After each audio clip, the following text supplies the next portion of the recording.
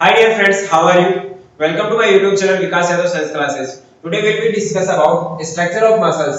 पिछले वीडियो में अपने बात कर ली थी, प्रीवियस वीडियो में अपने बात की थी स्ट्रक्चर किस प्रकार से मसल्स बॉडी के अंदर प्रेजेंट होते हैं, कौन-कौन सी किस टाइप की मसल्स होती हैं। आज अपन इस वीडियो के अंदर बात करने वाले हैं स्ट्रक्चर के बारे में, किस किस प्रकार से स्केलेटल मसल्स होती है। ओनली अपन बात करेंगे स्केलेटल मसल्स वॉलंटरी मसल जो मसल्स होती है, जो वॉलंटरी कंट्रोल के अंदर होती है या अंडर ब्रेन कंट्रोल में होती है, उसके बारे में बात करने वाले हैं। तो आज अपन बात करने वाले हैं इस वीडियो के अंदर structure of muscles. Structure of muscles के अंदर बात करेंगे अपन ओनली स्केलेटल मसल्स के बारे में, क्योंकि स्केलेटल मसल्स जो होती है वो अंडर कंट्रोल होती है नर्वस सिस्टम से, इसमें ब्रेन से कंट्रोल होती है, डायरेक्टली कंट्रोल होती है। तो वॉलंटरी मसल जो होती है आपके स्केलेटल मसल्स, उसी के बारे में अपन स्ट्रक्चर के बारे में अपन इसकी स्टडी करेंगे कि किस प्रकार से इसकी स्ट्रक्चर होती है, इसके अंदर कौन-कौन से प्रोटीन्स या कौन-कौन से फिलामेंट्स होते हैं या किस किस प्रकार से इसका कंपोजिशन होता है। तो देखते हैं, लेट्स स्टार्ट करते हैं नाउ। सबसे पहले फर्स्ट ऑफ ऑल ये जो मैंने स्ट्रक्चर बना रखी है, ये बना रखी है स्केलेटल सिस्टम की। स्केलेटल सिस्टम के अंदर अपने पार्ट बना रखा है एक हेड पार्ट के बारे में, अपने हेड का डायग्राम बना रखा है। ये वाली जो बोन हो गई स्कैपुला, ये हो गई आपकी, ये हो गई अपने ये जो शोल्डर है उसकी बोन हो गई। इसके अलावा ये बोन जो हो गई, ये हो गई आपकी ह्यूमरस बोन। ये जो बोन है आपकी जिसमें बोन लाइक सॉकेट जो है यहाँ पर जॉइंट लगा हुआ है, ये हो गई आपकी ह्यूमरस हो गई। और इससे नीचे वाले रेडियस और अल्ना बोन्स हो गई। तो ये अपने इस प्रकार से एक हैंड की स्ट्रक्चर फॉर्म की है। अच्छा, इस हैंड स्ट्रक्चर के बाद में अपने देखो यहाँ पर दोनों तरफ क्या किया है, कुछ एक्स्ट्रा में कुछ आपको कुछ दिखाई दे रहा है, जिसे मैंने यहाँ पर नाम दिया गया है या फिर इंडिकेट किया है यहाँ पर मसल्स के रूप में। किस रूप में इंडिकेट किया इसको? मसल्स के रूप में। ये जो मसल्स है इसे मैंने इंडिकेट किया है आपको स्केलेटल मसल्स के रूप में, इस रूप में स्केलेटल मसल्स के रूप में। क्योंकि अभी बात की मैंने कि अपन बात करने वाले हैं सिर्फ और सिर्फ वॉलंटरी मसल्स जो होती है, जो अपने अंडर कंट्रोल में रहती है, या फिर अपन बोल सकते हैं नर्वस सिस्टम के कंट्रोल में रहती है, जो किस प्रकार से इसकी स्ट्रक्चर होती है, किस प्रकार से एक्टिविटी करती है, मैकेनिज्म क्या होती है इसकी। तो अपन सबसे पहले बात करने वाले स्ट्रक्चर के बारे में। तो ये अपन इसके स्केलेटल मसल्स के बारे में बात करें। तो ये टोटल ये गोल स्ट्रक्चर जो बनी हुई है, ये हो गई आपकी स्केलेटल मसल्स या वॉलंटरी मसल्स या स्ट्रेटेड मसल्स। तो इसके बारे में देखते हैं। सबसे पहले इसके स्ट्रक्चर को अगर मैं यहाँ जैसे मान लीजिए सपोज दैट मैंने ये स्ट्रक्चर फॉर्म कर रखी है हेड बाय हैंड या ह्यूमरस के द्वारा, ह्यूमरस के अटैच में ये आपको क्या कर रखी है, ये मैं स्केलेटल मसल जो है वो अपने ड्रा कर रखी है। अच्छा, इसी को अगर अपन मान ले, इसी को क्या करते हैं अपन, इसका टीएस सेक्शन लेते हैं। इसका क्या लेते हैं? अगर टीएस सेक्शन लेते हैं तो टीएस सेक्शन में अपने को ये कट करने पर इस प्रकार से इसका व्यू दिखाई देगा, ये इस प्रकार से अपीयरेंस होगी। ये हो गया आपका टीएस सेक्शन ऑफ मसल्स। अच्छा, टीएस ऑफ सेक्शन अपन ने जैसे काटा तो अपने को इस प्रकार की स्ट्रक्चर फॉर्म हो रही है इसके अंदर, कि इसके अंदर क्या दिखाई दे रहा है अपने को, ये हो गई अपनी मसल्स हो गई, और मसल्स से आगे क्या हो रहा है, कुछ फाइबर्स या कुछ पोल लाइक स्ट्रक्चर्स दिखाई दे रही है। तो सबसे पहले ये जो स्ट्रक्चर है इसे बोला जाता है आपका मसल्स, इसे बोला जाता है आपका मसल्स। ये हो गई आपकी मसल। अब इस मसल्स के अंदर जो इसकी मेम्ब्रेन जो होती है इसे कहा जाता है एपिमायोसियम।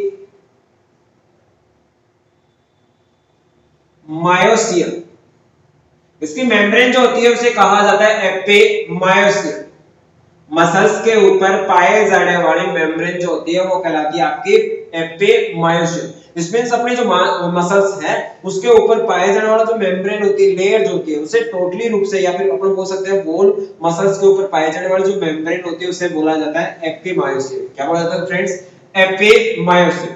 ये एपिमायोसियम जो होती है पूरी मसल्स को कवर करने का काम करती है। मींस ये जो कवरिंग एरिया हो गया या सरफेस हो गई या फिर ये मेम्ब्रेन हो गई, इसे कहा जाएगा एपिमायोसियम। क्या बोला जाएगा इसे? एपिमायोसियम। अब बात करते हैं नेक्स्ट मसल्स जो होती है वो आगे फर्दर डिवाइड होती है पोल्स लाइक स्ट्रक्चर के अंदर, जिन्हें कहा जाता है, ये जो स्ट्रक्चर्स है इन्हें कहा जाएगा आपका मसल फेसिकल।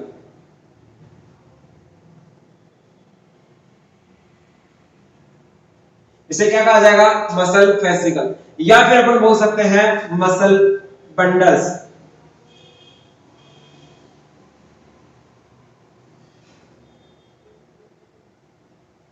मसल बंडल भी बोल सकते हैं इसे। क्या बोल सकते हैं इसे? मसल फेसिकल या फिर मसल बंडल भी बोल सकते हैं। मैनी आपके muscle bundles are attached with together and form muscles. बहुत सारे ऐसे क्या होंगे मसल्स बंडल्स या मसल्स फेसिकल आपस में अटैच होगी, और अटैच होने के बाद में या फिर कंबाइंड होकर क्या करेगी, ये किसका निर्माण करेगी, किसका फॉर्मेशन करती है? आपके मसल्स का फॉर्मेशन करती है। तो यहाँ पर बात कर ली मसल्स जो है उसको आगे फर्दर डिवाइड करते तो वो डिवाइड हो जाता है आपका मसल बंडल या फिर मसल फेसिकल के अंदर। अब मसल फेसिकल या मसल बंडल की जो मेम्ब्रेन होती है इसे कहा जाता है आपका ये बोली जाती है पेरीमायोसियम। इसे बोला जाएगा आपका पेरीमायोसियम। इसमें मसल बंडल या मसल वेसिकल की जो मेम्ब्रेन होती है उसे क्या कहा जाएगा? आपका पेरीमायोसियम कहा जाएगा। क्या कहा जाएगा डियर फ्रेंड्स? पेरीमायोसियम। अच्छा, इसके बाद हम बात करते हैं, ये जो मसल बंडल्स है, मसल वेसिकल्स है, ये भी आगे जाके क्या होते हैं? फर्दर डिवाइड होते रहते हैं। और जैसे ये डिवाइड होंगे तो इसमें स्मॉल जो है फाइबर लाइक स्ट्रक्चर्स फॉर्म होती है, जिसे कहा जाता है, इस वाले स्ट्रक्चर को बोला जाएगा आपका मसल फाइबर।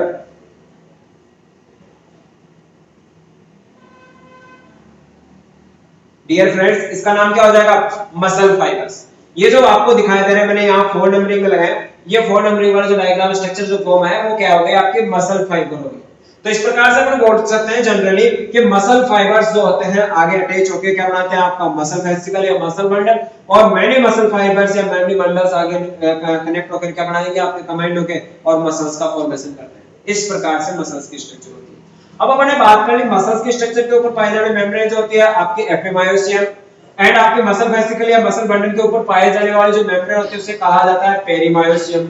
लेकिन अब बात करते हैं मसल फाइबर जो होती है, इस मसल फाइबर के ऊपर पाए जाने वाला जो मेम्ब्रेन होता है, इसके ऊपर किसके ऊपर? मसल फाइबर के ऊपर, इसे कहा जाता है एंडोमायोसियम। डियर फ्रेंड्स, इसे बोला जाता है आपका एंडोमायोसियम। क्या बोला जाएगा इसे? एंडोमायोसियम। तो इस प्रकार से हमने बात कर ली कि एक स्केलेटल मसल जो हो गए उसको रियली अपन मसल्स यहां इंडिकेट कर दिया, ये आगे जाके फर्दर डिवाइड होती रहती है, जिन्हें कहा जाता है मसल्स वेसिकल या muscle bundle. And muscle bundle या मसल वेसिकल जो होते हैं वो आगे जाके फर्दर डिवाइड होगी और क्या कन्वर्ट हो जाएगी? मसल फाइबर्स में। मसल फाइबर्स की जो मेम्ब्रेन है, ये मसल फाइबर हो गया, ये बोल स्ट्रक्चर आपके मसल फाइबर्स है। ये यहां तक से यहां तक की जो स्ट्रक्चर है वो आगे आपके मसल फाइबर्स, और मसल फाइबर्स के ऊपर पाए जाने वाला जो मेम्ब्रेन होती है उसे कहा जाता है एंडोमायोसियम। डियर फ्रेंड्स, नोटिस करें क्या कहा जाएगा उसे? एंडोमायोसियम। जबकि अगर बात करें पेरीमायोसियम, पेरीमायोसियम होती है आपके मसल वेसिकल या मसल बंडल के ऊपर पाए जाने वाले मेम्ब्रेन, एंड जबकि एपिमायोसियम जो होती है वो होती है वॉल मसल, जो होती है पूरी बॉडी की जो वॉल मसल्स है उसके ऊपर पाए जाने वाला जो मेम्ब्रेन होती है उसे कहा जाता है एपिमायोसियम। नेक्स्ट आगे बात करते हैं, जैसे ही ये बात करते हैं मसल फाइबर्स। मसल फाइबर्स क्या होती है? आपके एक प्रकार से स्ट्रक्चरल यूनिट होती है। किसकी स्ट्रक्चर? स्केलेटल मसल्स की एक प्रकार से क्या है? स्ट्रक्चरल यूनिट है। इस अगर स्ट्रक्चरल यूनिट को देखा जाए तो इसके अंदर बहुत सारी सेल्स जो होती है वो कंबाइंड होकर क्या करती है? मसल्स फाइबर फॉर्म करती है। बहुत सारी मेनी सेल्स जो होगी वो कंबाइंड होकर क्या इसका फॉर्मेशन करेंगे? मसल्स फाइबर का। अगर अपन एक मसल फाइबर को अगर क्या करें, एक सॉरी मसल सेल्स को अगर यहां से फर्दर डिवाइड करके आगे एक्सप्लेन करें तो ये यहां से यहां तक की जो स्ट्रक्चर हो गई, ये यहां से यहां तक की जो स्ट्रक्चर है, इस मींस ये यहां से यहां तक की जो स्ट्रक्चर है, इसे बोल देंगे अपन मसल सेल्स। क्या बोल देंगे इसे? Muscle cells. अब ये जो मसल सेल्स है मैंने इसको यहां आगे ये इंट्रोगेट या रिप्रेजेंट कर दिया, ये हो गया आपका ये डायग्राम जो दिखा है ये हो गया मसल सेल्स का। इस मींस मसल सेल्स जो होगी वो आगे फर्दर डिवाइड हो जाती है और किसमें कन्वर्ट हो जाती है? मसल सेल्स में।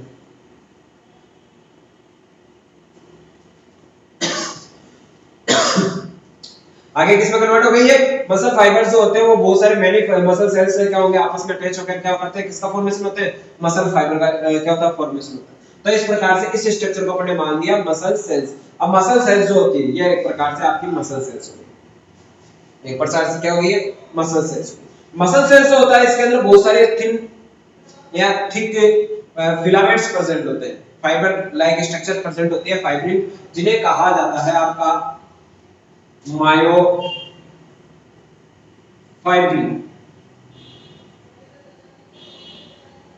क्या होता है इसके अंदर? मायोफाइब्रिल स्ट्रक्चर होती है।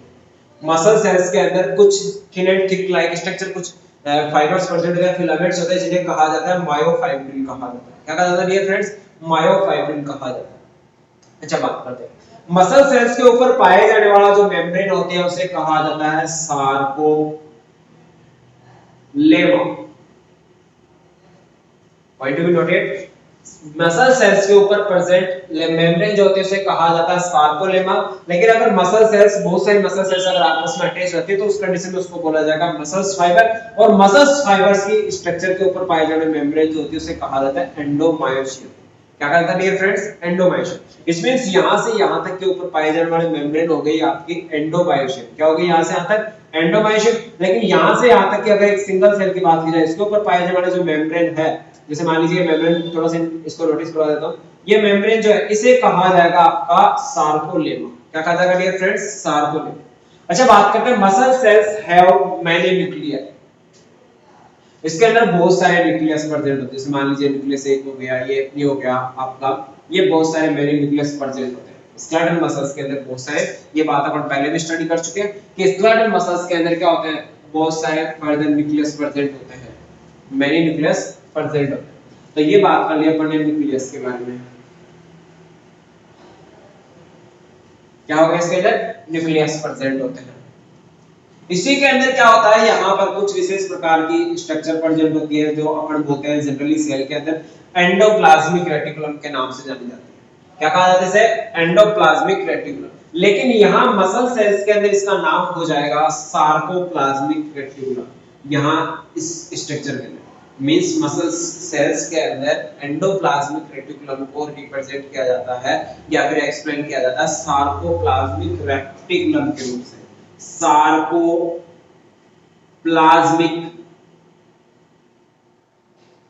रेटिकुलम, क्या कहा जाएगा इसे, सार्कोप्लाज्मिक रेटिकुलम। ये सार्कोप्लाज्मिक रेटिकुलम जो है ये एक प्रकार से स्टोरेज करता है या स्टोर करता है कैल्शियम आयंस। किसको स्टोर करता है ये, कैल्शियम आयंस। दिस मींस बोल सकते हैं sarcoplasmic reticulum is a storage of calcium ions। ये स्टोर करता है किसको, कैल्शियम आयन को स्टोर करने का काम करता है। कैल्शियम आयन जो होता है ये अपने बॉडी के जो मसल्स होती है, स्केलेटल मसल्स होती है, उनके कंट्रैक्शन या रिलैक्शन के अंदर हेल्पफुल होता है। तो ये कैल्शियम आयंस के स्टोर जो होते हैं कहां प्रेजेंट होते हैं, सार्कोप्लाज्मिक रेटिकुलम के अंदर। अच्छा बात कर ली आउटर मेम्ब्रेन जो हो गई वो कौन सी हो गई, सार्कोप्लाज्मा, सॉरी सार्कोलेमा। क्या हो गई, सार्कोलेमा। एंडोप्लाज्मिक रेटिकुलम जो होती है उसको कहा जाता है सार्कोप्लाज्मिक रेटिकुलम। अच्छा इसके अंदर क्या होता है, इसके अंदर आपके माइटोकॉन्ड्रिया प्रेजेंट होते हैं। माइटोकॉन्ड्रिया आप जानते हैं अच्छी तरह कि माइटोकॉन्ड्रिया जो होता है एक प्रकार से एनर्जी प्रोड्यूस करने का काम करता है। एक प्रकार से अपन बोल सकते हैं पावर हाउस होता है सेल का, जिसके अंदर क्या होती है, एटीपी फॉर्म होती है। तो यहाँ पर भी इस मसल सेल्स को एनर्जी के लिए क्या होगा, यहाँ पर भी कुछ मसल्स, कुछ माइटोकॉन्ड्रिया प्रेजेंट होते हैं। तो ये अपने माइटोकॉन्ड्रिया के स्ट्रक्चर फॉर्म करते हैं। कुछ क्या होता है, माइटोकॉन्ड्रिया होते हैं। ये माइटोकॉन्ड्रिया जो होते हैं इनको भी मसल सेल्स के अंदर एक अलग ही नाम से रिप्रेजेंट किया जाता है, जिसका नाम होता है सार्कोसोम्स। सार्कोसोम्स क्या बोला जाता है, सार्कोसोम्स बोला जाता है। रियल में ये क्या होता है, माइटोकॉन्ड्रिया होता है, लेकिन मसल सेल्स की वजह से इन्हें क्या कहा जाता है, सार्कोसोम्स कहा जाता है। इसमें से आप इंडिकेट कर सकते हो कि ये है आपका माइटोकॉन्ड्रिया। क्या है आपका, ये माइटोकॉन्ड्रिया है, एक प्रकार से माइटोकॉन्ड्रिया है। तो माइटोकॉन्ड्रिया को यहाँ मसल सेल्स के अंदर बुलाया जाएगा सार्कोसोम्स। जबकि न्यूक्लियस होते हैं, मन आप बोल सकते हैं टू और दो से अधिक होते हैं, ज्यादा न्यूक्लियस प्रेजेंट होता है इसके अंदर। इसके अलावा बात करें सार्कोप्लाज्मिक रेटिकुलम है, एक प्रकार से टाइप है ये किसका, एंडोप्लाज्मिक रेटिकुलम का। तो यहाँ पर एंडोप्लाज्मिक रेटिकुलम को बोला जाएगा सार्कोप्लाज्मिक रेटिकुलम। अच्छा बात करें मायोफाइब्रिल्स होते हैं, ये होते हैं आपके प्रोटीन से फॉर्म। किससे फॉर्म होते हैं मायोफाइब्रिल्स, ये आपके प्रोटीन से फॉर्म होते हैं। मायोफाइब्रिल्स जो होते हैं ये फॉर्म होते हैं आपके प्रोटीन से। कुछ स्पेशली प्रोटीन प्रेजेंट होती है, अभी बात करने वाले आगे, तो देखते हैं अभी तो कि मायोफाइब्रिल्स जो होते हैं प्रोटीन से फॉर्म होते हैं। इसी इन मायोफाइब्रिल के वजह से ही, इन मायोफाइब्रिल के प्रेजेंस की वजह से ही क्या होती है, ये जो आपकी स्केलेटल मसल्स है इसमें स्ट्रिप्स दिखाई देती है। क्या दिखाई देती है, स्ट्रिप्स दिखाई देती है, पट्टियां या धारियां दिखाई देती है। इसी वजह से इस मसल्स को मतलब मायोफाइब्रिल की प्रेजेंस की वजह से इसको कहा जाता है स्ट्रेटेड मसल्स बोला जाता है। क्या बोलते हैं इसको, स्ट्रेटेड मसल्स बोला जाता है। जो जनरली अपन ने बात की किस प्रकार से कि एक स्केलेटल मसल्स जो होती है उसको अगर अपन उसको रिप्रेजेंट करें, अगर उसको एक्सप्लेन करें तो उसकी स्ट्रक्चर इस प्रकार से होगी। इसका टीएस सेक्शन लेने के बाद में अपन ने क्या ले लिया, टीएस सेक्शन। यहाँ टीएस सेक्शन ऑफ मसल्स क्या लिया अपन ने, टीएस सेक्शन ऑफ मसल्स। जब टीएस सेक्शन लेते हैं तो इसके ऊपर पाए जाने वाला जो मेम्ब्रेन होती है, इंटायर जो या वॉल जो आपके मसल्स होती है उसके ऊपर पाए जाने वाला जो लेयर होती है उसे कहा जाता है एपिमेट्रियम। जैसे टीएस सेक्शन के अंदर देखते हैं तो कट करने के बाद जैसे मान लीजिए इस प्रकार से ये एक प्रकार से मसल सेल्स हो, सॉरी मसल्स होगी। इस मसल्स को अगर अपन टीएस सेक्शन लेते हो तो इसके अंदर बहुत सारे क्या होते हैं, अपने को कुछ बंडल्स दिखाई देते हैं। ये जो बंडल्स हैं आपके, ये बंडल्स है, इनको बोला जाएगा मसल बंडल्स या मसल वेसिकल्स। ये मसल्स बंडल या फिर मसल्स वेसिकल्स जो है इनके ऊपर पाए जाने वाली जो मेम्ब्रेन होती है वो कहलाती है आपकी पेरीमायोशियम। क्या कहलाती है? पेरीमायोशियम। एंड पेरीमायोशियम से आगे इसमें मसल बंडल्स को, मसल बंडल्स को अगर आगे फर्दर डिवाइड करते हैं तो उसके अंदर वो thin fibres like structure form होती है। ये थिन फाइबर लाइक स्ट्रक्चर जो होती है जिन्हें कहा जाता है मसल्स फाइबर कहा जाता है। क्या कहा जाता है? Muscles fibres. ये मसल फाइबर जो होते हैं ये एक प्रकार से इनके ऊपर एक मेम्ब्रेन पाई जाती है, इनके ऊपर बोल मसल फाइबर के ऊपर, उसे कहा जाता है एंडोमायोशियम। क्या कहा जाता है उसे? एंडोमायोशियम। एंड एंडोमायोशियम जो होती है अगर वो पूरी बोल इस मसल फाइबर के ऊपर तब तो उसको एंडोमायोशियम बोला जाएगा। लेकिन अगर अपन बात करें मसल्स फाइबर या मसल्स की जो स्ट्रक्चरल जो यूनिट होती है, बॉडी की स्ट्रक्चरल यूनिट सेल होती है, तो इस प्रकार से मसल्स भी जो होगी फॉर्म होंगे सेल से, जनरली सेल से फॉर्म होंगे। तो इस मसल्स की अगर स्ट्रक्चरल अगर यूनिट होती है तो स्ट्रक्चरल यूनिट बोली जाती है आपकी किसको? मसल सेल्स को। किसको बोला जाता है? मसल सेल्स को। ये मसल सेल्स जो होती है आपकी, मसल सेल्स जो होती है इसके ऊपर पाए जाने वाले जो मेम्ब्रेन होती है या इसके ऊपर जो प्रेजेंट लेयर जो होती है उसे कहा जाता है सार्कोलेमा। क्या कहा जाता है उसे? सार्कोलेमा। सार्कोलेमा एक सेल के ऊपर पाए जाने वाली मेम्ब्रेन है। जैसे सिंगल अपन बात करें यूनिसेलुलर या मल्टीसेलुलर जो सेल्स होती है, ऑर्गेन्स जो होते हैं उनके अंदर प्रेजेंट जो सेल्स होती है उन सेल्स के ऊपर जो पाए जाने वाली मेम्ब्रेन जो होती है उसे बोलते हैं अपन बोलते हैं सॉरी साइटोलेमा, साइटोलेमा या फिर बोल सकते हैं सेल मेम्ब्रेन। ठीक है, तो ऐसे ही इस प्रकार मसल सेल्स के ऊपर प्रेजेंट जो सेल मेम्ब्रेन होती है उसे कहा जाता है सार्कोलेमा। क्या कहा जाता है उसे? सार्कोलेमा कहा जाता है। ठीक है, अब सार्कोलेमा जो होते हैं उसके अंदर मेनी न्यूक्लियस प्रेजेंट होते हैं। तो अपने बात करें न्यूक्लियस जो होते हैं वो 2 4 होते हैं, मतलब बहुत सारे न्यूक्लियस होते हैं, 2 3 4 5% न्यूक्लियस प्रेजेंट है।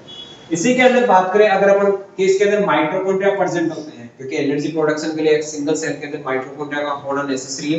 ठीक है, तो माइटोकॉन्ड्रिया जो प्रेजेंट होते हैं, लेकिन यहाँ माइटोकॉन्ड्रिया को माइटोकॉन्ड्रिया नहीं बोला जाता। मसल सेल्स में किस नाम से रिप्रेजेंट किया जाता है? इसको सार्कोसोम्स के नाम से रिप्रेजेंट किया जाता है। इसमें सार्कोसोम्स क्या है? इसके अंदर एक एनर्जी प्रोडक्शन यूनिट है, एक एनर्जी प्रोड्यूस करने वाला, एटीपी फॉर्म करने वाला एक यूनिट है जिसे बोला जाएगा सार्कोसोम्स। एंड इसके बाद बात करें यहाँ पर वो इस मसल सेल्स के रिलेक्शन या कंस्ट्रक्शन के लिए क्या चाहिए? रिलेशन के लिए एक रिक्वायरमेंट होती है एलिमेंट्स की, एक मेटल की, जिसका नाम होता है कैल्शियम। वो कैल्शियम आयन जो होते हैं वो स्टोर होते हैं सार्कोप्लाज्मिक रेटिकुलम में। ये एक प्रकार से टाइप्स है एंडोप्लाज्मिक रेटिकुलम का, लेकिन यहाँ पर इसको मसल सेल्स के इसको बोल दिया गया सार्कोप्लाज्मिक रेटिकुलम बोल दिया गया। अच्छा, इसके अंदर बात करें अगर मसल सेल्स के अंदर, इसके अंदर भी क्या करते हैं, जैसे अपन फर्दर डिवाइड आगे डिवाइड करते जा रहे थे, ऐसे ही अगर मसल सेल्स को अगर क्या करें, अगर फर्दर डिवाइड करते हैं या उसको अच्छी तरह डिटेल से एक्सप्लेन करते हैं तो उसके अंदर अपने को मसल सेल्स के अंदर इंटरनल पोर्शन के अंदर अपने को क्या दिखाई देगा? कुछ थिन फिलामेंट दिखाई देंगे, थिन फिलामेंट दिखाई देंगे। ये थिन फिलामेंट जो होते हैं ये होते हैं मायोफाइब्रिन। क्या कहलाते हैं ये? मायोफाइब्रिन। मायोफाइब्रिन जो होते हैं वो फॉर्म होते हैं आपके किससे? प्रोटीन से फॉर्म होते हैं। किससे फॉर्म होते हैं? प्रोटीन से फॉर्म।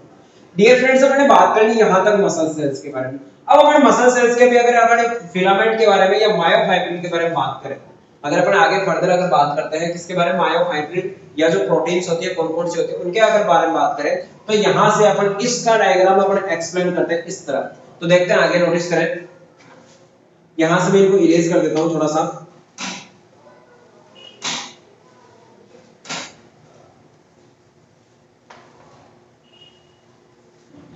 नाउ डियर फ्रेंड्स, अब देखते हैं कि ये मायोफाइब्रिन जो होते हैं, ये मायोफाइब्रिन या फिर मसल सेल्स जो होते हैं, इसके रियल स्ट्रक्चर क्या होते हैं, किस प्रकार से ये मायोफाइब्रिन जो होते हैं वो क्या होते हैं? सिचुएटेड होते हैं, या फिर किससे ये मायोफाइब्रिन फॉर्म होते हैं। तो जनरली अपन देखें, एक बार एक्सप्लेनेशन कर लेते हैं कि जो मायोफाइब्रिन जो होता है आपका, मायोफाइब्रिन जो होता है ये 2 टाइप्स के प्रोटीन से फॉर्म होता है। या फिर मायोफाइब्रिन जो होता है ये जो होता है ये कुछ विशेष प्रकार के बैंड्स फॉर्म करता है।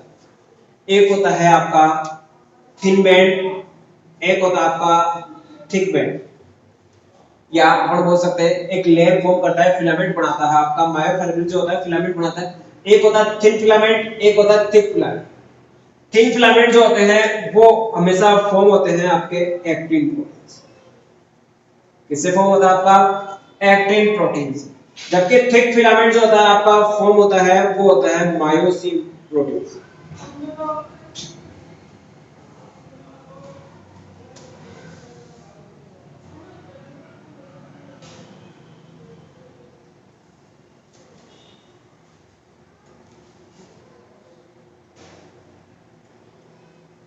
जबकि थिक फिलामेंट जो होता है वो फॉर्म होता है आपका मायोसिन प्रोटीन से।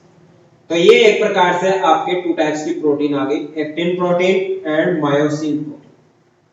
डियर फ्रेंड्स नोटिस करें कि ये जो फिलामेंट जो फॉर्म होते हैं ये क्या होते हैं, थिक एंड थिन फिलामेंट्स होते हैं। जैसे मान लीजिए जनरली अपन ने यहाँ से फॉर्म कर दिया, इसको ऐसे फॉर्म कर लिया अपन ने, ये थोड़ा सा थिक फिलामेंट आ गया, ये थिन फिलामेंट आ गया, ये थिन फिलामेंट आ गया। ऐसे रिपीटली क्या होते हैं, ये एक थिन आता है, एक थिक आता है, फिर थिन फिलामेंट, फिर thick filament, thin filament, thick filament, ऐसे आता है। तो जनरली अपन बात करते हैं ये जो थिक फिलामेंट जो होता है ये फॉर्म होता है आपका एक्टिन प्रोटीन से। इससे फॉर्म होता है आपका एक्टिन प्रोटीन से।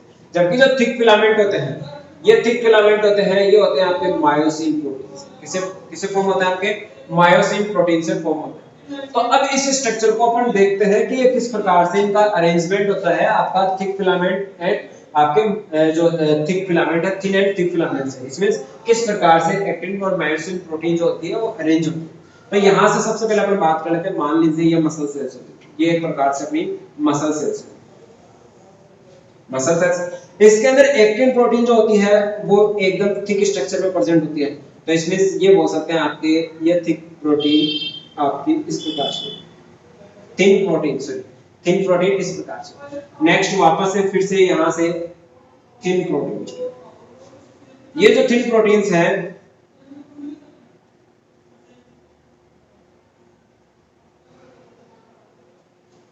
ये थिन प्रोटीन जो है आपकी ये फॉर्म होती है एक्टिन प्रोटीन से। किससे होती है, एक्टिन प्रोटीन से।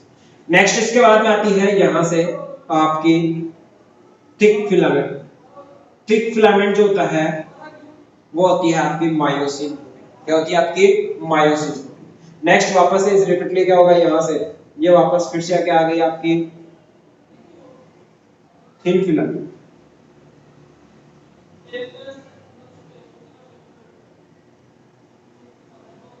क्या आ गई आपकी थिन फिलामेंट। नेक्स्ट फिर से क्या आएगा यहां पर, थिक फिलामेंट। एंड वापस से फिर से यहां पर थिन फिलामेंट।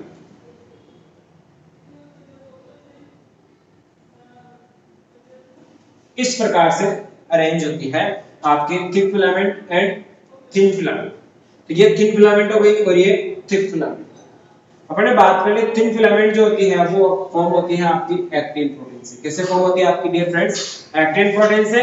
जबकि थिक फिलामेंट जो होती है वो किससे फॉर्म होती है आपकी, मायोसिन प्रोटीन से। इसमें आप डायग्राम में यहां बता सकते हैं ये एक्टिन प्रोटीन से फॉर्म होने वाला है, एक actin protein, actin protein, actin protein, actin, actin और एक्टिन। बाकी बिटवीन वाला जो एरिया है ये जो थिक फिलामेंट्स हैं ये हो गए आपके मायोसिन प्रोटीन से। किससे फॉर्म होता है, मायोसिन प्रोटीन से। अच्छा बात करें अगर इनके डायमीटर की, तो ये जो थिन फिलामेंट्स होते हैं इनका डायमीटर जो होता है 50 एंगस्ट्रॉम। कितना होता है डियर फ्रेंड्स, 50 एंगस्ट्रॉम। सारे जितने भी थिन फिलामेंट्स हो सारे के सारे कितने डायमीटर में है, 50 एंगस्ट्रॉम। जबकि बात करें अगर थिक फिलामेंट की, इसकी बात करें अगर थिक फिलामेंट की, तो थिक फिलामेंट का जो अपन बात कर ले, अगर इसका डायमीटर देखा जाए तो इसका होता है 100 एंगस्ट्रॉम। कितना होता है इसका, 100 एंगस्ट्रॉम। आपका थिक फिलामेंट जो होता है उसका डायमीटर जो हो गया वो हो गया आपका 100 एंगस्ट्रॉम हो गया।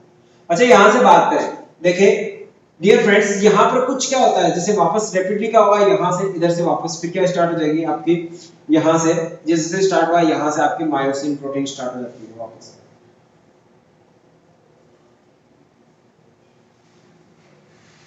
इधर से फिर से वापस आपकी मायोसिन प्रोटीन से स्टार्ट होती है। ये इस प्रकार से इसकी स्ट्रक्चर होती है।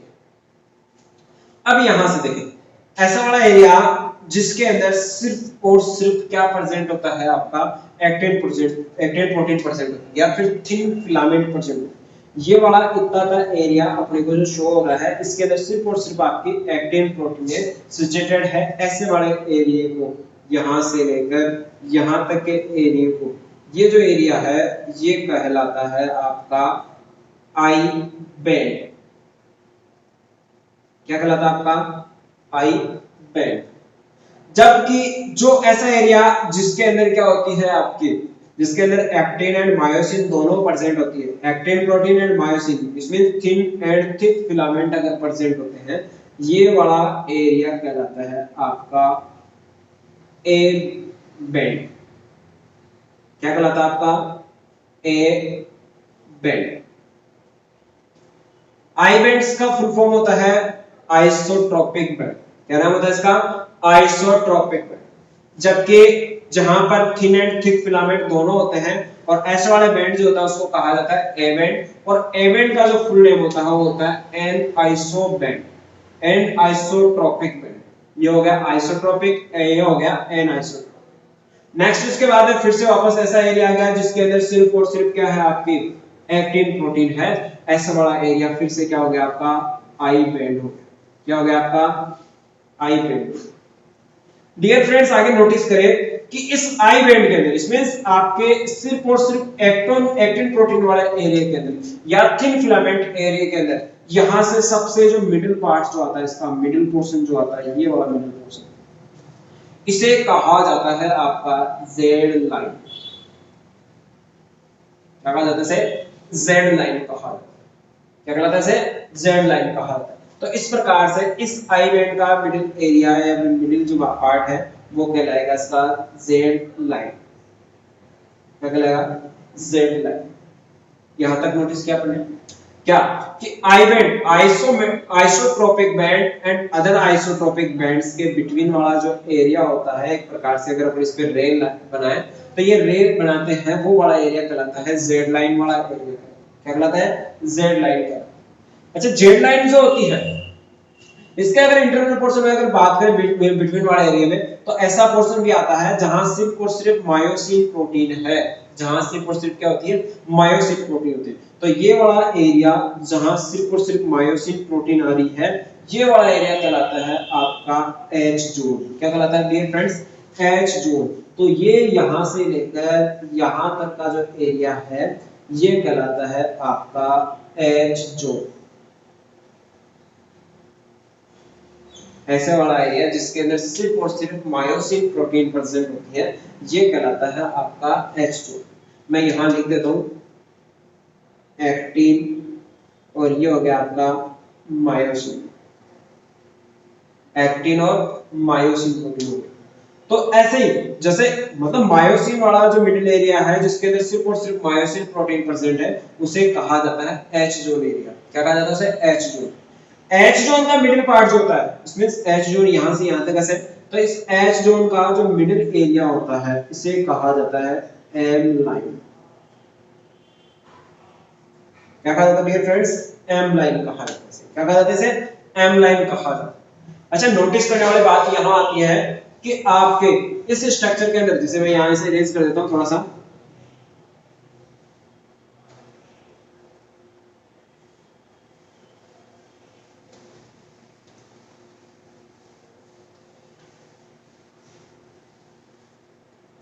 क्या कि इसके अंदर ये जो एच जोन है ये हो गया केवल और केवल मायोसिन प्रोटीन वाला एरिया जो होता है। इस मायोसिन प्रोटीन के एरिया के अंदर मिडिल लाइन जो होती है उसे कहा जाता है एम लाइन कहा जाता है। क्या कहा जाता है? M line.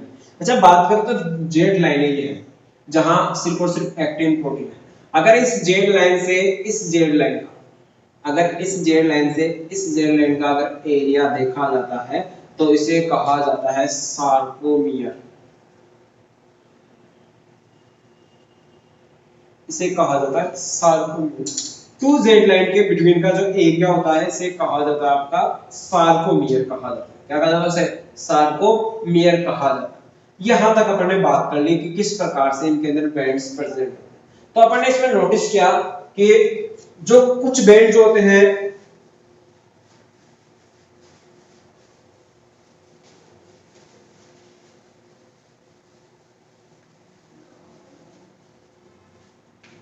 अपन ने नोटिस की इसके अंदर कि इसके अंदर टू टाइप्स के बैंड्स होते हैं। तो यहां अपन बात करते हैं टाइप्स ऑफ बैंड।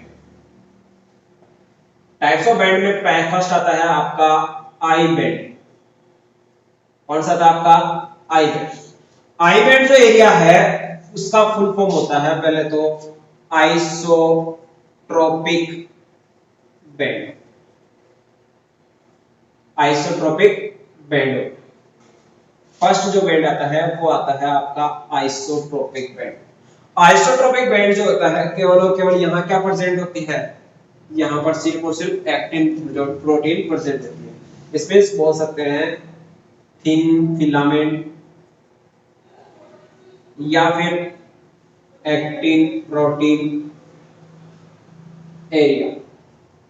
जो भी थिन फिलामेंट वाला या एक्टिन प्रोटीन वाला एरिया है उसे कहा जाएगा आपका आई बैंड या आइसोट्रोपिक बैंड भी कहा जाता है।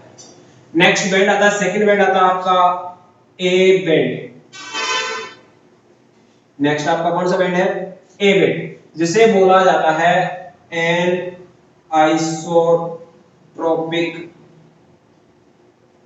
बैंड। जिसे क्या कहा जाता है, ए बैंड या फिर an isotropic band. An isotropic band जो होता है ये होता है आपका थिक फिलामेंट वाला एरिया, या फिर बोल सकते हैं केवल जहां पर एक्टिन एंड मायोसिन प्रोटीन वाला जो एरिया होता है, एक्टिन एंड मायोसिन प्रोटीन जहां दोनों पाई जाती है वो वाला थिक एरिया कहलाता है आपका ए बैंड या फिर एन आइसोट्रोपिक बैंड कहलाता है। इस प्रकार से अच्छा आपने बात की इसके अंदर, अगर बात की जाए क्वेश्चन आता है यहां से types of protein in muscles. Muscles के अंदर किस टाइप की या कितने टाइप की क्या पाई जाती है proteins present. First of all होती है आपकी एक्टिन प्रोटीन। फर्स्ट कौन सी होती है आपकी, एक्टिन प्रोटीन। एक्टिन प्रोटीन जो होती है उसका जो डायमीटर होता है वो होता है 50 एंगस्ट्रॉम। क्या होता है ये, 50 एंगस्ट्रॉम। ये कलर के अंदर लाइट कलर में होती है। किस कलर में होती है, ये लाइट कलर में होती है।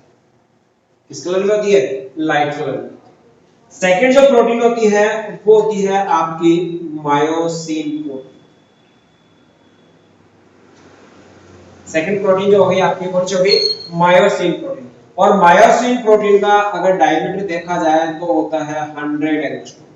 ये फ्रेंड्स कितना होता है, 100 एंगस्ट्रॉम। और ये जो होती है अगर इसका कलर को देखा जाए तो ये अपने को डार्क कलर के अंदर रिप्रेजेंट होती है। किस कलर के अंदर अपने को रिप्रेजेंट होती है, डार्क कलर के अंदर। इसमें से अपन ये बोल सकते हैं कि लाइट एरिया जो होता है, लाइट एरिया जो होता है वो होता है आई बैंड। ये भी बोला जा सकता है कि लाइट एरिया जो है वो कौन सा एरिया है, आपका आई बैंड वाला। जबकि अगर बोले अपन डार्क एरिया जो है वो कौन सा है, आपका ए बैंड वाला है। ए बैंड कहां से कहां तक है, ए बैंड यहां से यहां तक है। ए बैंड यहां से यहां तक, ये जो एरिया है ये आपका ए बैंड का।